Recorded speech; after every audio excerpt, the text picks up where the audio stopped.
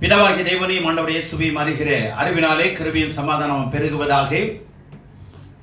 இந்த காலவேளையிலே கர்த்தருடைய பிரசன்னத்தில் வந்திருக்கிற உங்கள் யாவரையும் இயேசு நண்ப நாமத்தில் வாழ்த்துவதில் மகிழ்ச்சி அடைகிறேன்.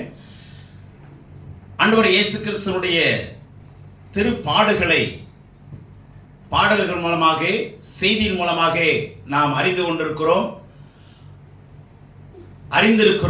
இன்னும் அறிய போகிறோம்.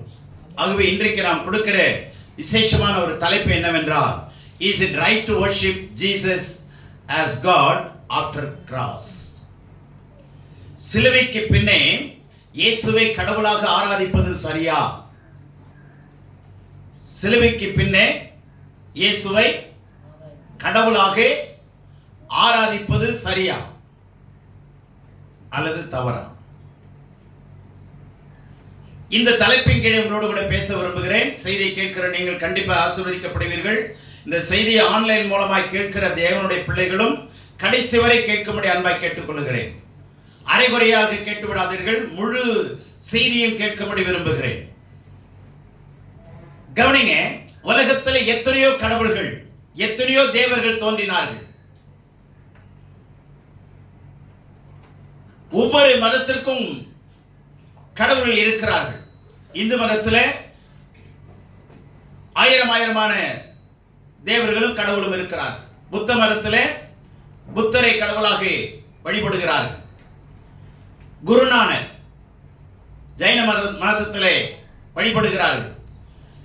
அப்படியே கிறிஸ்தவத்திலும், கிறிஸ்தவ மார்க்கத்திலும், மதத்திலும் இல்லை, கிறிஸ்தவ மார்க்கத்திலும் இயேசுவை கடவுளாக வழிபடுகிறோம் என்றால் என்ன வித்தியாசம்? எல்லாரும் கடவுளாக இருந்தார்கள். அவங்க மத சார்பின் பின்னணியிலே. உண்மையா இல்லையா? நான் இந்து, என்னுடைய கடவுள் இன்னார். நான் இஸ்லாம், என்னுடைய கடவுள் அல்லாஹ். நான் கிறிஸ்தவன், என்னுடைய கடவுள் யாரு? இயேசு. சொல்றமா இல்லையா? இது சரியா தவறா? சரியா தவறா? சொன்னா பிரச்சனை ஆயிடுதுன்னு அமைதியா இருக்கிறீங்க இல்லையா? சரி, நல்லா கவனிங்க. எல்லாரும் கடவுளாக இருந்து மரித்து போனார்கள். மரித்து போயிட்டாங்களா? அவர் எல்லாரும் எப்படி இருந்தாங்க? கடவுள்ங்கிற அந்தஸ்துல, கடவுள்ங்கிற ஸ்தானத்துல. அந்த ஸ்தானத்தை விட்டு இறங்கவே இல்லை. அவங்க எல்லாம் கடவுள்னு வழிபட்டு கொண்டு வருகிறார். ஆனால் இயேசு எங்கே வித்தியாசப்படுகிறார் என்றால், இயேசு கடவுள் தான், ஆனா என்ன வேதம் சொல்லிக் கொடுக்கிற முறையை கற்றுக்கொள்ளணும். இயேசு கடவுள் தான், ஆனா கடவுளாக வழிபட வேண்டுமா இல்லையாங்கிறதா என்னுடைய கேள்வி. அவர் ஒருவர் தான் கடவுள். இயேசு ஒருவர் தான் கடவுள். அதில் எந்த ஒரு மாற்று கருத்தும் இல்லை என்பதை சரியாய் புரிந்து கொள்ளுங்கள்.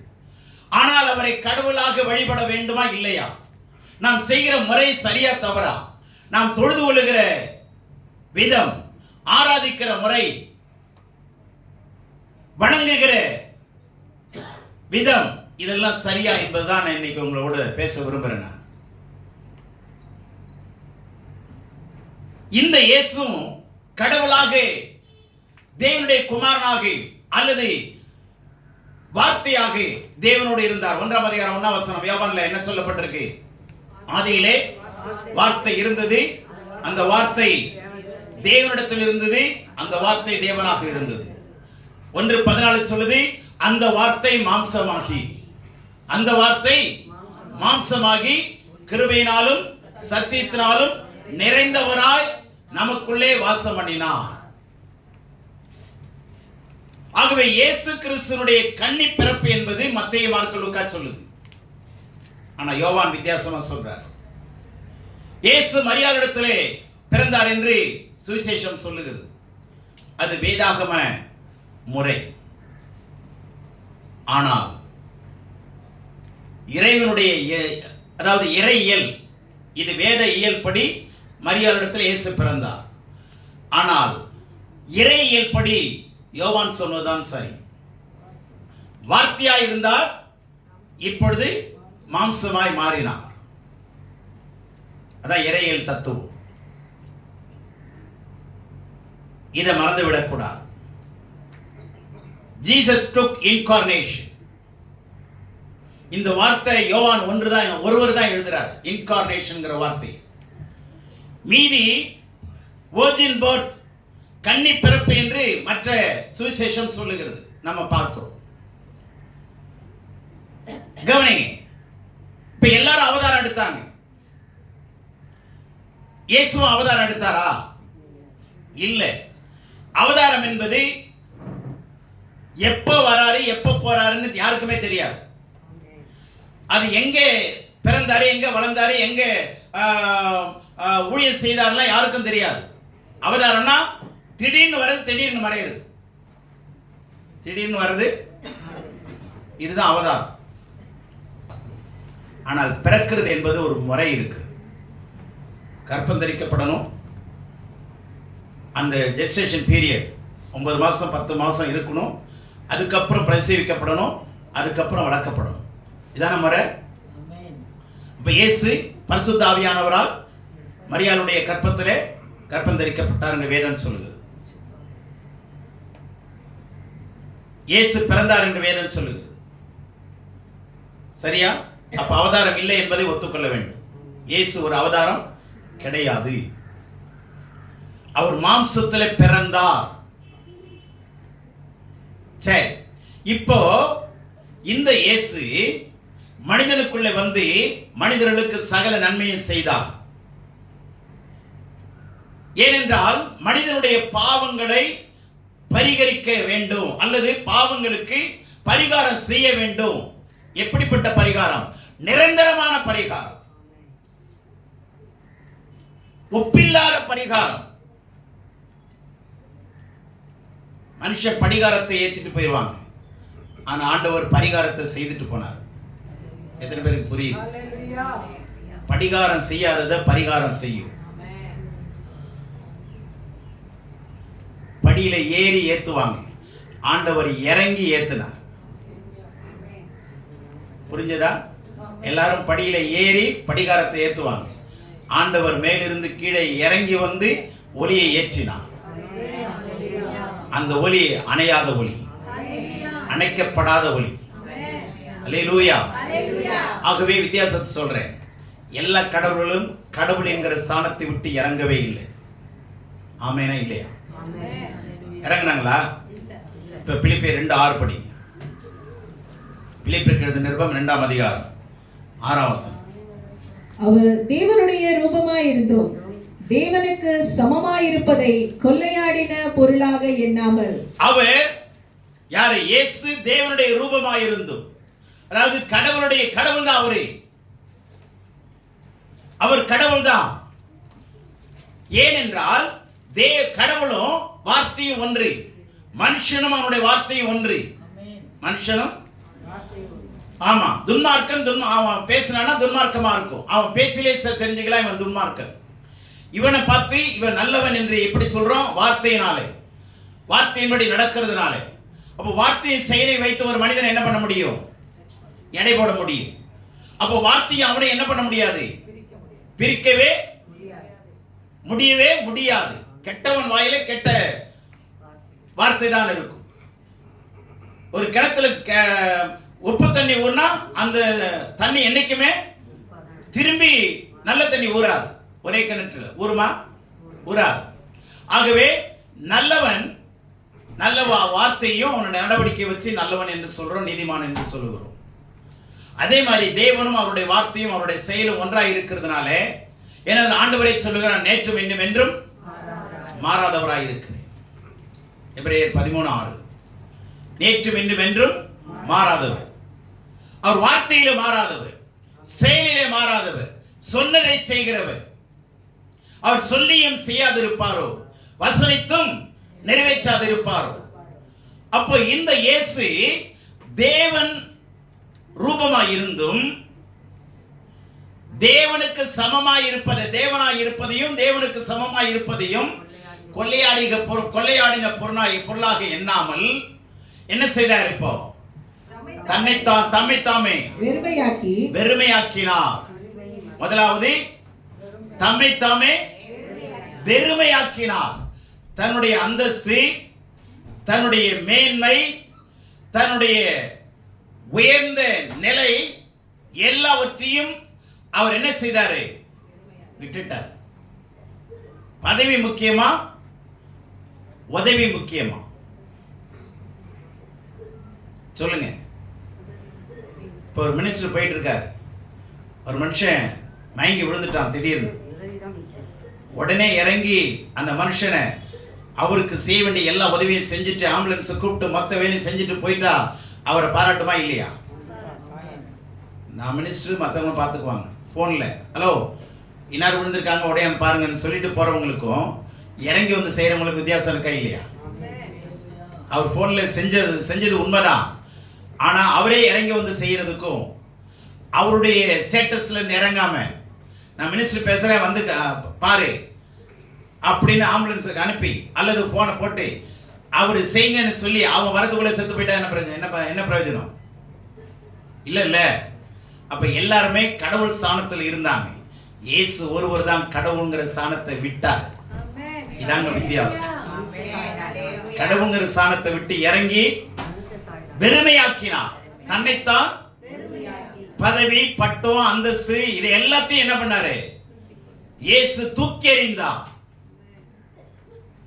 வெறுமையாக்கி அடிமையின் ரூபம் எடுத்து, அடிமையின் ரூபம். கவனிங்க, வேலைக்காரன் ரூபம் இல்லைங்க. வேலைக்காரனா தன்னுடைய உணர்வுகளை சொல்லலாம். சார் எனக்கு பசிக்குது, சாப்பிட்டு வந்து வேலை செய்யறேன் சொல்லலாம். அடிமை சொல்லலாமா? சொல்லவே கூடாது. அப்போ வேலைக்காரனை விட இன்னும் கீழே தன்னை அடிமட்டமா என்ன பண்ணாரு? அடிமையின் ரூபமாய் மாறி மனுஷ சாயலானார். மனுஷ சாயலானார். ஆனா நாம மனுஷனே அந்த மாதிரி செய்யறது இல்லைங்க. சொல்லிடுவாங்க, நான் உனக்கு அடிமை இல்லை, நீ எனக்கு அடிமை இல்லை, உன் வேலையை பார்த்து போயிரு. சொல்றமா இல்லையா? அன்பு நான் சொன்னா நான் செய்வேன், அதிகாரத்துல நான் அடங்க மாட்டேன் சொல்றாங்கல்ல.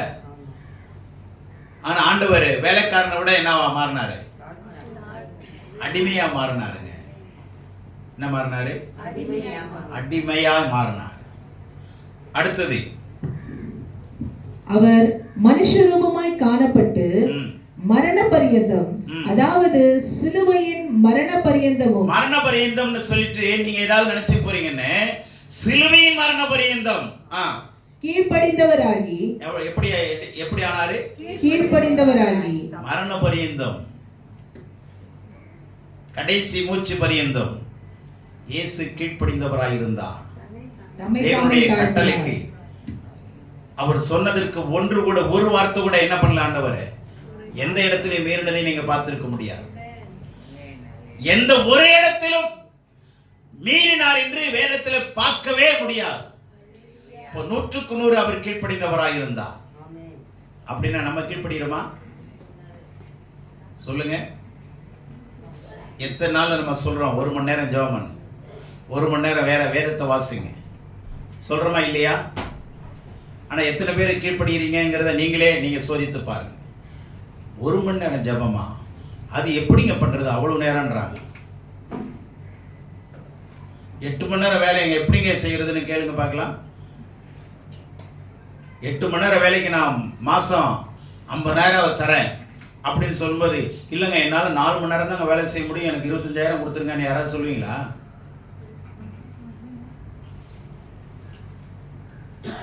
கொஞ்சம் யோசிச்சு பாருங்க. 1 மணி நேரம் என்னைக்காவது முழங்கால நிற்கிறோம், மற்றவங்களுக்காக மன்றாடுறோம். யோசிச்சு பாருங்க. நம்முடைய கீழ்ப்படுதலுக்கு அவர் கீழ்ப்படுதலுக்கு ஏணி வச்சா கூட எட்டுமா என்கிறத நீங்க யோசிச்சு பாருங்க. கீழ்ப்படிந்தவராகி தம்மை தாமே என்ன பண்ணாரு? தாழ்த்தினார். படிங்க. ஆதலால் தேவன் எல்லாவற்றிற்கும் மேலாக அவரை உயர்த்தி. இப்போ தன்னைத்தான் தாழ்த்துகிற எவனும் உயர்த்தப்படுவான். நீங்க தாழ்த்தி ஒரு வேலையை செய்யறதுனால உங்களை அவமானமா நினைக்கிறாங்களா? அடுத்தது உங்களை தாழ்த்திடுவாங்க அப்படி நினைக்கிறீங்களா? கடவுள் விடவே மாட்டார். உங்களை ஏறி மிதிக்கணும்னு நினைச்சாங்கன்னா நீங்க தாழ்த்தும் போது கடவுள் உங்களை பார்க்கிறாரு. யாரையும் பார்க்கிறாரு? தாழ்த்துற உங்களையும் பார்ப்பாரு, மிதிக்கிறவனையும் பார்ப்பாரு. அப்போ தாழ்த்தவனை உயர்த்திட்டு மிதிச்சான் பார்த்தீங்களா, அவனை அந்த இடத்துக்கு கொண்டு வந்துடுவார். நீதி அவருடையது, நீதி அவருடையது. என்னுடைய ஸ்தானத்தெல்லாம் விட்டு கொடுத்துட்டுலாம் அங்கே போய் இறங்க மாட்டாங்க. உங்க ஸ்தானத்தில் நீங்க நின்னுங்க. அப்படியெல்லாம் இறங்கி போய் வேலை செய்யணும்னு அவசியம் இல்லை. அப்படி இறங்கி போய் செஞ்சீங்கன்னா உங்களை மதிக்க மாட்டாங்க. சொல்றாங்களா இல்லையா? சொல்றாங்களா இல்லையா? ஆனா கடவுள் அப்படி நினைச்சிருந்தாருன்னா அவர் எங்கே இருந்திருக்கலாம்? பரலோகத்திலே இருந்திருக்கலாம். இந்த சிந்தை உங்களிலும் இருக்க கடவுள். கிறிஸ்துவின் சிந்தை அது 5ஆம் வசனத்தில் இருக்கு பாருங்க. நான் சொல்ற வார்த்தை, கிறிஸ்து இயேசுவின் இந்த சிந்தையே இறங்கி வேலை செய்யறோமா? இது எல்லாரும் 100% இறங்கி வந்து செய்யறத ரொம்ப பேரை பார்க்க முடியாது. ஒரு சிலர் தான். ஒத்துக்கிறீங்களா? எல்லாரும் மன நிறைவு மனதார செய்வோம். எவன் பார்த்தா என்ன பார்க்கலன்னு நான் உண்மையா இருப்பேன். உண்மையுள்ள மனுஷன் பரிபூர்ண ஆசீர்வாதங்களை பெறுவான். கடவுள் பார்க்கிறாருங்க. ஒவ்வொரு செயலையும் கடவுள் பார்க்கிறார். அதுவும் ஆலயத்தில் செய்யப்படுகிற எந்த வேலைக்கும் ஆண்டவர் நிச்சயமா என்ன செய்வார்? பலன் உண்டுங்க. ஒரு தனிப்பட்ட ஒரு கன்வென்ஷனுக்கு நான் போயிருந்தேன், பெங்களூர். அங்க வேலை செய்யறவங்கலாம் நான் போய் விசாரிக்கிறேன். சார் எங்க வேலை செய்றீங்க?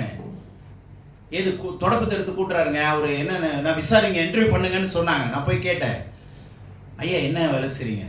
எம்பிபிஎஸ் டாக்டர்னாரு. பகீர்னுச்சு. அவர் கையில் என்ன இருக்கு?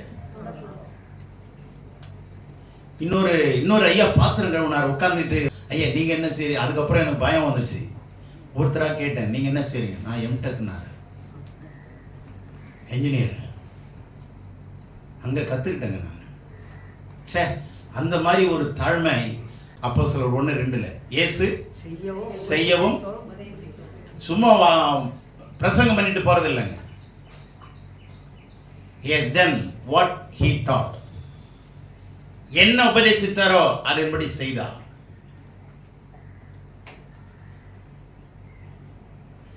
நம்ம என்னைக்காவது முந்தி பணிவிடை செஞ்சிருக்கிறோமா?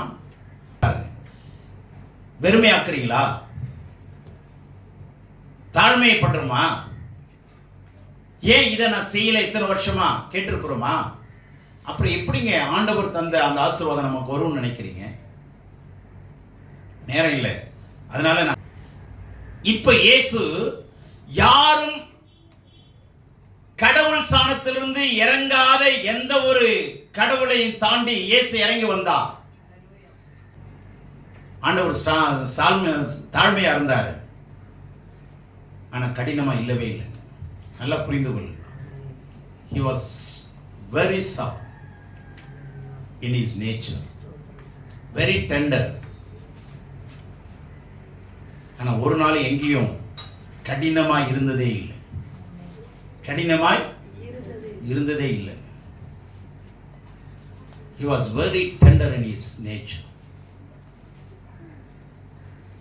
எந்த இடத்திலும் ஈகோ பார்த்ததே இல்லை ஆண்டவர். எந்த கேள்விக்கு பதில் கொடுத்தது தேவன், தேவனுடைய குமாரன். ஆமென். இந்த ஒரு வசனம் போதுங்க. தன்னைத்தானே தாழ்த்தினார், கீழ்ப்படிந்தார், அடிமையின் ரூபம் எடுத்தார். ஆமென். இதுல எங்க வச்சு நீங்க உங்களை மேட்ச் பண்ணி பாருங்க, எங்க மேட்ச் ஆகிறோம்னு பாருங்க. தம்மை வெறுமையாக்குறதுல இயேசு கிறிஸ்துவோட இணையறீங்களா? அடிமையின் ரூபம் எடுத்து வேலை செய்றீங்களா? யாரு திட்டினாலும் பரவாயில்லை, யார் எட்டி வச்சாலும் பரவாயில்லை. அவருக்கு இணையா எந்த மனுஷனும் இருக்க முடியாது, உண்மைதான். ஆனா அட்லீஸ்ட் நம்மளால நம்முடைய ஈகோவை தாண்டி, நம்முடைய ஸ்டேட்டஸை தாண்டி, ஸ்டேட்டஸ்ல நில்லுங்க, தப்பு இல்லை. ஆனா எந்த இடத்துல விட்டு கொடுக்கணும் அந்த இடத்துல விட்டு கொடுத்து வரணும். தான் பிள்ளை தப்பு பண்ணி ஜெயிலுக்கு போயிட்டான், நீ என்னதான் மினிஸ்டரா இருந்தாலும் போய் அங்கதான் பார்க்கணும் அவனை. அவன் தான் தகப்பன். நான் வர முடியாது, உன் மூஞ்சில கூட முழிக்க மாட்டேன். நான் யார் தெரியுமா அப்படின்னு ஒரு தகப்பன் சொன்னானா அவன் என்னைக்காவது விடுதலையாகி வருவான் கண்டிப்பா. உங்க மூஞ்சில அவன் முழிக்க மாட்டான். நாளைக்கு வயசானா யார் மூஞ்சில தான் யார் முழிச்சாகணும்? பிள்ளைங்க மூஞ்சில தான் முழிச்சாகணும். இப்ப பேசின சட்டம் அங்க செல்லாது. வார்த்தைகளை நம்ம கவனமா பேசணும். இன்னைக்கு இருக்கிற நிலைமையில நம்ம பேசிடக்கூடாது. ஆண்டவர் எந்த இடத்திலுமே வார்த்தையை தவற விட்டதில்லை. ஆமென். அவர் மகா பரிசுத்தம் உள்ளவர். ஆகவே இந்த இயேசுவை இப்பொழுது கடவுளாக நாம் வழிபடணுமா இல்லையாங்கிற விஷயத்தை மாத்திரம் வேதத்திலிருந்து நான் உங்களுக்கு சொல்லிடுறேன். பிரசங்கி 12:1 படிங்க சீக்கிரம். உன் வாலிப பிராயத்திலே உன் சிருஷ்டிகரை நினை. போதும். நீ உன்னுடைய வாலிப பிராயத்திலே யாரை நினைக்கணும்? சிருஷ்டிகரை நினைக்கணும். இன்னைக்கு கிறிஸ்தவர்கள் சிருஷ்டியை நினைக்கிறாங்களா, சிருஷ்டிகரை நினைக்கிறாங்களா, நடிகர்களை நினைக்கிறாங்களா? எனக்கு இந்த நடிகர் ரொம்ப பிடிக்குங்க. இந்த நடிகை எனக்கு ரொம்ப பிடிக்கும். எத்தனை பேருக்கு சொல்றாங்க தெரியுமா?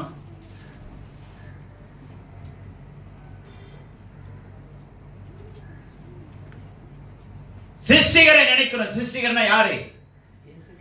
சிருஷ்டித்தவர். யாரு? நம்மளை உண்டாக்கினவர். உண்டாக்குகிறவர் தான் சிருஷ்டிகர். அவர் தான் நம்மை உண்டாக்கினார். தாயின் வீட்டில் உருவாகும் முன்னே அவர் நம்மை படைத்தாரா இல்லையா? அவர் தான் நம்முடைய சிருஷ்டி கர்த்தர், உண்டாக்கினவர். ஏசாயா 51:4 51:5 படி. உன் சிருஷ்டிகரே உன் நாயகர். சரி, உன் சிருஷ்டிகரே நல்ல கவனிங்க. இந்த வசனம் தமிழ்ல ஆங்கிலத்தில் வீட்டில் போய் படிச்சு பாருங்க. உன் சிருஷ்டிகரே உன் நாயகர்.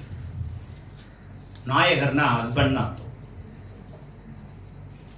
மணவாளன் அர்த்தம், புருஷன் அர்த்தம். உன் சிருஷ்டிகரே உன்னுடைய நாயகர் அப்படின்னா என்ன? ஆங்கிலத்தில் முடிஞ்சா போடுங்க. போட்டிருக்கீங்களா? குட். என்னன்னு இருக்கு? மாஸ்டர் ஈஸிவா, யுவர் மாஸ்டர் ஈஸிவா ஹஸ்பண்ட். கடவுள் கடவுளாக வழிபட வேண்டுமா, உறவின் அடிப்படையில் வழிபட வேண்டுமாங்கிறத புரிந்து கொள்ளுங்க. கணவன் மனைவிங்கிற உறவா இல்லையா? கணவன் மனைவிங்கிறது உறவா இல்லையா? உறவு தானே. அப்போ கடவுளை உறவின் அடிப்படையில் தொழுது கொள்ள வேண்டுமா, கடவுள் அடிப்படையில் தொழுது கொள்ள வேண்டுமா? உங்க வீட்டுக்காரர் மாப்பிள்ளையின் அடிப்படையில் பேசுவீங்களா, புருஷனுடைய அடிப்படையில் பேசுவீங்களா? மாப்பிள்ளை வந்தாரு தெரியுமா அன்னைக்கு, அந்த மாப்பிள்ளைய மனசுல வச்சு அப்ப பேசுனதை பேசுவீங்களா, இப்ப பேசுறதை இப்ப புருஷன்கிற ஸ்டேட்டஸ்ல பேசுவீங்களா?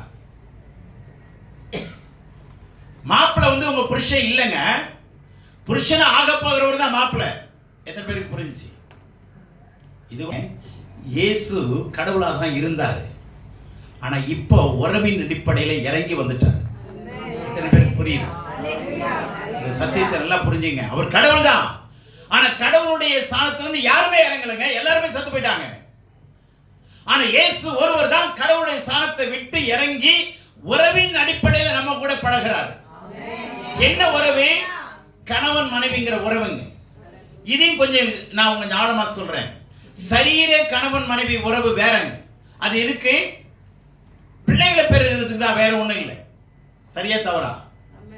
கணவன் மனைவிங்கிற உறவு எதுக்குதான்? அடுத்த சந்ததிகளை உருவாக்கத்தான், வேற ஒரு காரணத்துக்கு இல்லை.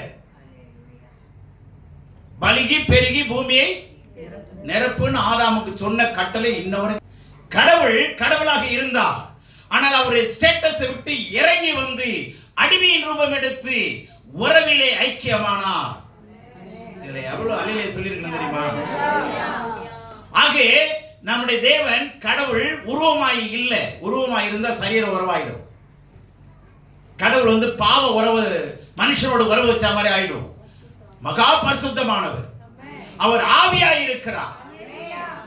நம்முடைய சரீரத்தினுடைய அவர் பார்க்கிறதுல ஆவியாய் பார்க்கிறார். ஆவியிலே உறவுங்க. அது எப்படி கணவன் மனைவி உறவு கடைசி வரைக்கும் போய் கொண்டிருக்கிறது? போய் கொண்டிருக்கா இல்லையா? கடைசி வரைக்கும் போய் கொண்டிருக்கா இல்லையா? அது மாதிரி இது மரணம் வரைக்கும் தான். ஆனா மரணத்தை தாண்டி இந்த உறவு நம்மை கொண்டு போகிறது. இப்போ அவர் மணவாளன், நாம யாரு? மணவாட்டி. இது பரிசுத்த உறவுங்க. இது புரிஞ்சுச்சா? இன்டிமேசி புரியுதா? Intimate relationship. மனைவிக்கு தெரியாத, புருஷனை குறித்து தெரியாத ஒண்ணு இருக்க முடியாது. புருஷனை குறித்தும் மனைவிக்கு எந்த ஒரு ஒளிமறைவும் சரீரத்தின்படியும் வெளிப்படையாகவும் எங்குமே இருக்க முடியாது. இதே மாதிரிதாங்க கடவுளும் நமக்கும் எந்த ஒரு ஒளி மறைவு இல்லாம டிரான்ஸ்பரன்சி. புரிஞ்சுச்சா? எங்க தப்பு பண்ணாலும் அவருக்கு தெரியும். ஆனா அவர் எப்பொழுதுமே பரிசுத்தமானவர்னு நமக்கு தெரியும். இப்போ கடவுள் அடிப்படையில நீங்க தொழுது கொள்வீங்களா? உறவு அடிப்படையிலையா? என்னுடைய மணவாளன், உன் சிருஷ்டிகரே, உன்னுடைய நாயகன். எல்லாரும் சொல்லுங்க, என் சிருஷ்டிகரே, என்னுடைய நாயகன். எல்லாரும் சொல்றீங்களா? என் சிருஷ்டிகரே, என்னுடைய மணவாளன். மாத்தி சொன்னா என் சிருஷ்டிகரே, என்னுடைய. இப்ப புரியுதா? இப்ப உறவு வந்துருச்சா இல்லையா? இப்ப கடவுளை எப்படிதான் ஆராதிக்கணும்? எல்லாருமே சொல்லுங்க, உறவின் அடிப்படையில். எல்லாரும் கையை காட்டி சொல்லுங்க. வீட்டுக்காரர் வெளியே போயிருந்தா எங்க இருக்கிறீங்க, எப்பங்க வருவீங்க, வரைய வச்சிரு சொல்லிட்டு வச்சிருவான். இன்னொரு 10 நிமிஷம் கழிச்சு சாப்பாடு செய்யணுங்க, எங்கெங்க வருவீங்க கேட்டுட்டே இருக்குல்ல. உறவு இருக்கா இல்லையா? பிள்ளைங்களை பத்தி விசாரிக்கிறோமா இல்லையா? அந்த இரத்த உறவு இல்லது. பிள்ளைங்களுக்கு பெற்றோருக்கு என்ன உறவு? இரத்த பாசம். நமக்கும் ஆண்டவருக்கு என்ன உறவு தெரியுமா? அவருடைய திரு ரத்தத்தினால் மீட்கப்பட்டிருக்கிறதுனால அந்த இரத்த பாசம் தான் அவர் நமக்கு உறவா இருக்கிறாரு, கடவுளா இல்லை. இப்ப எத்தனை பேர் புரியுது? புருஷனா வந்துட்டு பிற்பாடு ஒரு மாப்பிள்ளை கிடையாது. உண்மையா இல்லையா? யாராவது போய் இவரையா மாப்பிள்ளைங்க, சங்கரையா மாப்பிள்ளைன்னு சொல்லுவீங்களா? என்னன்னு சொல்லுவீங்க? சொல்லுங்கம்மா. ஆமா, மாறிடுச்சு இல்ல, வார்த்தை மாறிடுச்சு இல்ல, நெருக்கம் அதிகமாயிடுச்சு இல்ல, குடும்ப பெருக்கம் வந்துருச்சு இல்ல. அதுக்கப்புறம் சொல்லுங்க. அப்ப கடவுள் தான் அவர். இப்ப யாரு எனக்கு? மணவாளன். இப்ப கவனிங்க, ஓசியா 2:19 வாங்க. நித்திய விவாகத்துக்கென்று உன்னை எனக்கு நியமித்துக் கொள்ளுவேன். இங்க கவனிங்க, இப்போ நித்தியமான விவாகத்திற்கென்று உன்னை எனக்கு நியமித்துக் கொள்ளுவேன். இதான் வாக்குத்தத்தம். என்னுடைய மகளே, என்னுடைய மகனே, இதுதான் உன்னத பாட்டில் சொல்றாரு. என்னுடைய குமாரத்தி, என் உத்தமை, என் மணவாளியன்னு சொல்றாரா? என் மணவாளியன்னு சொல்றாரா? உறவுகள் வந்துருச்சா இல்லையா? இப்ப நீங்க மணவாளனா அவர் மணவாட்டியா? யாருங்க மணவாளன், யார் மணவாட்டி? அவர் மணவாளன், நம்ம மணவாட்டி. நல்லா புரிஞ்சுங்க. சரீரத்துல நீ ஆண்கள் பெண்கள் வேற. நல்லா புரிஞ்சுங்க, இந்த கருத்தை நான் சொல்றேன், புரிஞ்சுங்க. நம்மளாம் யாரு? ஆண்கள். நீங்களாம் யாரு? பெண்கள். சரீர அவயம் மாறி இருக்கா இல்லையா? வித்தியாசம் இருக்கா இல்லையா? இது எதுக்குன்னா இனப்பெருக்கத்துக்கு தான், வேற ஒண்ணும் கிடையாது. ஓகே, இப்போ ஆண்களுக்கும் ஆத்மா இருக்கு, பெண்களுக்கும் ஆத்மா இருக்கு. சரியா? இப்போ கடவுள் நம்மளை மணவாட்டியா பார்க்கிறாரு. எல்லாரையுமே ஆண்களையும் மணவாட்டியா தான் பார்க்கிறாரு, சரீரத்தின்படி அல்ல. ஆத்மான்னு ஒண்ணு இருக்கு பாத்தீங்களா? இந்த ஆத்மா தான் மணவாட்டி. இந்த ஆத்மா தான். சரீரம் செத்து போயிடும், மண்ணுக்கு போயிடும், ஆத்மா அழியாது. இந்த ஆத்மா தான் கடவுளுக்கு யாராவா மாறுது? மணவாட்டியா மாறுது. அப்ப ஆண்களுடைய ஆத்மாவும் மணவாட்டியா மாறுது, பெண்களுடைய ஆத்மாவும் மணவாட்டியா மாறுதுன்னா அப்ப ஆத்மா என்ன பால், என்ன ஜெண்டர்? எல்லாருக்கும் சமமான பெண்பால் தான், பெண்ணினம். எல்லாருடைய ஆத்மாவும் யாருடைய என்ன இனம்? சொல்லுங்க நல்லா. இப்ப புரிஞ்சுக்கிட்டீங்களா? ஆண்டவர் எப்படி படைச்சிருக்காரு பாத்தீங்களா? அதனாலதான் எல்லா ஆண் என்றும் இல்லை, பெண் என்றும் இல்லை, யூதன் என்றும் இல்லை, அடிமை என்றும் இல்லை, சுயாதீனம் ஒன்று. ஆத்தும ரீதியா எல்லாம் ஒண்ணுதான். ஏன்னா அவர் மணவாளன் ஆண்பா, நான் மணவாட்டி பெண்பா. எத்தனை பேர் இந்த சத்தியம் புரிஞ்சுக்கிட்டீங்க? நீங்க எங்கள் கடவுளா இருக்கிறார், ஆனா அவர் உறவுல வந்துட்டார். அவர் என்னுடைய நாயகர், he is my husband.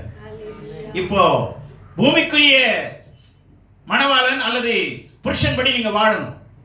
ஏன்னா மனைவிக்கு புருஷன் எப்படி இருக்கிறான்? தலையா இருக்கிறான். இப்போ நமக்கு யார் தலை? ஆத்மாவுக்கு, ஆத்ம ரீதி, ஆத்ம மனுஷன். நம்ம எல்லாருமே ஆத்ம மனுஷன் எல்லாருமே, சரியா? இப்ப நமக்கு யார் தலை? கிறிஸ்து தான் தலை. ஆமென். இப்ப யாருக்கு மரியாதை கொடுத்து ஆகணும்? கிறிஸ்துவுக்கு தான். இல்ல நான் புருஷனுக்கு தான் மரியாதை கொடுப்பேன், கிறிஸ்துக்கு மரியாதை கொடுக்க மாட்டேன்னா நீங்க நல்ல மனைவி, ஆனா நல்ல தேவனுடைய பிள்ளை இல்லை. நான் மாற்றி சொல்றேன், கிறிஸ்துவுக்கு மரியாதை கொடுத்தீங்கன்னா கண்டிப்பா எல்லாருக்குமே மரியாதை கொடுத்துருங்க. அப்ப நீங்க எல்லாருமே பிரியப்படுற மாதிரி இருப்பீங்க. ஆண்டவர் உங்களை நேசிப்பார், உங்க கணவனையும் நேசிப்பார். எத்தனை பேர் புரிஞ்சு? இது வரைக்கும் ஆண்டவரை கடவுளா தானே தொழுதுகிட்டு இருக்கிறோம். இனிமே எப்படி தொழுது கொள்ள கூடாது. ஆமா, பஞ்சாகமம் இருக்கு பாத்தீங்களா? 5 ஆகமம். அதுக்கு பேர் என்ன தெரியுமா? எபிரேயத்துல தோரான பேர். தோரா, ஆங்கிலத்துல TORAH, தோரா, டோரான. அப்படின்னு என்ன அர்த்தம் தெரியுமா? உறவுன்னே அர்த்தம். தோரான என்ன அர்த்தம்? அப்ப அந்த 5 ஆகமம் என்னத்தை கொண்டு வருது? நமக்கும் தேவனுக்கு எதை கொண்டு வருது? உறவை கொண்டு வருது. ஆமென். புரிஞ்சுச்சா? இப்ப கடவுளா வழிபடுறவங்க யாரு தெரியுமா? இயேசுவே கடவுளா வழிபடுறவங்க கிறிஸ்தவங்க.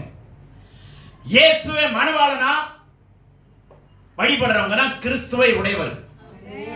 புரிஞ்சுக்கிட்டீங்களா? கிறிஸ்தவர்களா இருக்க விரும்புறீங்களா? கிறிஸ்துவை உடையவர்களா இருக்க விரும்புறீங்களா? அப்ப உறவுக்குள்ள வந்துடணுமா இல்லையா? இப்ப உறவுக்குள்ள வந்துட்டா எந்த வேலையும் செய்யுமா இல்லையா? எந்த வேலையும் செய்யுமானா எந்த வேலையும் நினைச்சிடாதீங்க. ஒழுக்கத்தின்படி செய்ய வேண்டிய வேலையை மாத்திரம் தான் செய்யணும். ஒழுக்கம் கெட்டு எந்த வேலையும் செய்யக்கூடாது. அது குடும்பமா இருக்கட்டும், சபையா இருக்கட்டும். ஆண்கள் வேலையை பாருங்க, பெண்கள் வேலையை பாருங்கும் போது நான் ஒழுக்கத்தின் அடிப்படையில் சொல்றேன். வேலையை யார் வேணாலும் நம்ம தாழ்த்தி செய்யலாம். நான் சொல்லிட்டு தான் இருக்கிறேன். ஆனா ஒருத்த கூட முன்னாடி எந்த வேலையும் செஞ்சது இல்லை. அந்த வேலையை நான் தான் செய்யறேன். ஒரு சிலர் செய்றீங்க, அதாவது உதவி செய்றீங்க, தப்பு சொல்லல. ஊழியம் செய்றீங்க, தப்பு சொல்லல. ஆனா இந்த விதமான அடிமையின் ரூபம் எடுத்து மனுஷன் அந்த அளவுக்கு நம்ம இறங்கி வரணும். அடிமை ரூபம் எடுத்து அந்த அளவுக்கு நம்ம இன்னும் இறங்கி வரணும்ன்ற. நீங்க ஊழியமே செய்யல நான் சொல்லல, குற்றப்படுத்தி நான் பேசல. இன்னும் கிறிஸ்துவ போல நாம என்ன பண்ணணும்? தாழ்மை அடையணும். பெருமைக்காக இருக்கக்கூடாது. கடவுள் ஸ்தானத்தில் வைக்காதீங்க. அப்படின்னா அவர் கடவுள், நான் யாரு? அவர் கடவுளா இருந்தா நான் யாரு? பக்தர். ஆனா உறவின் அடிப்படையில் வந்துட்டீங்கன்னா ஒழுக்கம் வந்துடும். நான் தான் தகப்பன், நீங்க தான் பிள்ளை. தாப்ப சொல்றதை கேளு, தாய் சொல்றதை கேளு. உறவு வந்துருதா? இப்ப ஆண்டவர் எந்த அளவுக்கு நம்மளை நெருக்கி கொண்டு வராரா இல்லையா? கடவுள் ஸ்தானத்துல அவர் இருக்கிறாரா? உங்களை பக்தங்கிற ஸ்தானத்துல வைக்கிறாரா? புரியுதா?